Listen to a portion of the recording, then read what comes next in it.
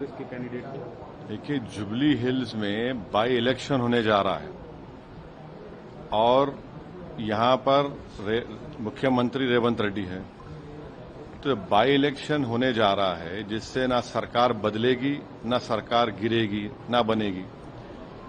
तीसरी बात यह है कि जो बीआरएस के एमएलए थे जो आज इस दुनिया में नहीं है, 10 साल उनको जुबली हिल की जनता ने मौका दिया और उन्होंने उसको पूरा खो दिया। मुख्यमंत्री बीआरएस का, ये विधायक वहां के हैं। आप जुबली हिल के नाम से लोग समझते कि बड़ा पॉश इलाका है, ऐसा नहीं है। बहुत स्लम्स है और वहां पर हर वार्ड में कोई डेवलपमेंट का काम उन्होंने नहीं करवाया, बल्कि उनके दौर में कई लोगों पर तकालीफ दी गई, कई लोगों को डराया धमकाया गया और खुद उन्हीं के पार्टी के कई लोग विधानसभा छोड़ के चले गए थे। तीसरी बात यह है कि डेवलपमेंट के नाम पर वहां पर वोट पड़ना चाहिए।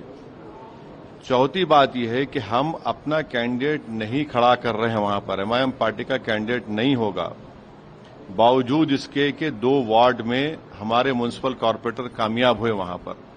और हमारा जुबली हिल की जनता से अपील यह है कि यह बाई इलेक्शन है, कोई सरकार गिरेगी ना बनेगी। हम जुबली हिल के 3,98,724 वोटर से ये अपील करते हैं कि आपने 10 साल बीआरएस के एक उम्मीदवार को मौका दिया। वो बीमार थे 2023 के विधानसभा के चुनाव में और बीमारी की हालत में भी गैर जरूरी बीआरएस ने उनको अपना कैंडिडेट बनाया, मगर अब की बार वो एक जुबली हिल की डेवलपमेंट के लिए तमाम वोटर से अपील कर रहे हैं कि वो एक नौजवान नवीन यादव को अपने वोट दें ताकि वो जुबली हिल में डेवलपमेंट ला सके। नहीं, सुन नहीं, फर्क है कैंडिडेट। सवाल ये सुन, सवाल उठेंगे, उसका नहीं है, मगर आपको पार्टी का जो फैसला है वो सुना रहा हूं। पार्टी का फैसला यही है। और आखिरी बात, बीजेपी का वोट परसेंटेज बढ़ गया। कैसे बढ़ा?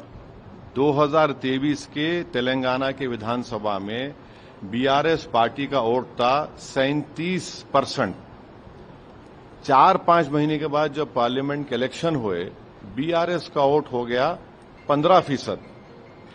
ये जुबली हिल सिकंदराबाद पार्लियामेंट कॉन्स्टिट्यूंसी में आती है। आप यकीन नहीं करेंगे कि 16,000 वोट मिले खाली बीआरएस को, 70,000 वोट मिले बीजेपी को, 1 लाख के करीब मिले दानम नागेंद्र को। 7 विधानसभा जो तेलंगाना के पार्लियामेंट क्षेत्र में आते हैं, 7 में से 2 पर ही जीती कांग्रेस, एक नामपल्ली जहां से एमआईएम का एमएलए था और जुबली हिल्स। तो ये जनता को ये देखना है, बीआरएस का वोट गिर चुका है, बीजेपी का वोट बढ़ा है और इसीलिए पार्लियामेंट के चुनाव में एक भी एमपी बीआरएस का नहीं कामयाब हुआ है। तो अभी 2.5-3 साल बाकी हैं सरकार को। तो इससे इसको इस तरह से आप लोग राय को पहाड़ मत बनाइए। जब विधानसभा के चुनाव 2028 में होंगे, आप देखेंगे एमआईएम जुबली हिल में क्या करेगी। सर, लेकिन अभी सवाल ये उठ रहा है कि आप जो है बिहार में कांग्रेस को हराने की बात कर रहे हैं, यहाँ कांग्रेस को सपोर्ट कर रहे हैं। नहीं, देखिए, तो ये अच्छा सवाल है।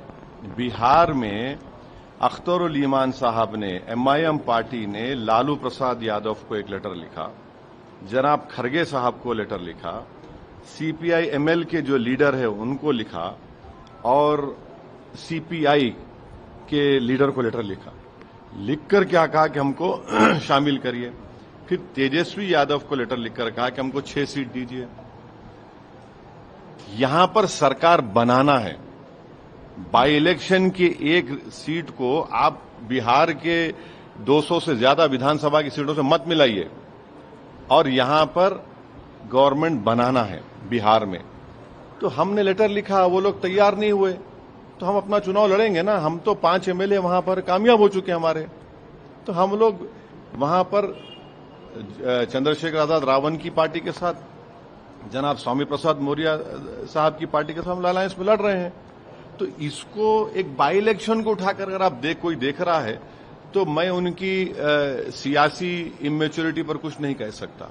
अच्छा सर, सवाल एक और है कि एक मुस्लिम कैंडिडेट और वहां देखिए, हमारा कोई candidate jubilee hill by election में नहीं है, और अगर कोई एमआईएम पार्टी का नाम ले रहा है कोई इंडिपेंडेंट कैंडिडेट, तो हम इलेक्शन कमीशन को लेटर देंगे।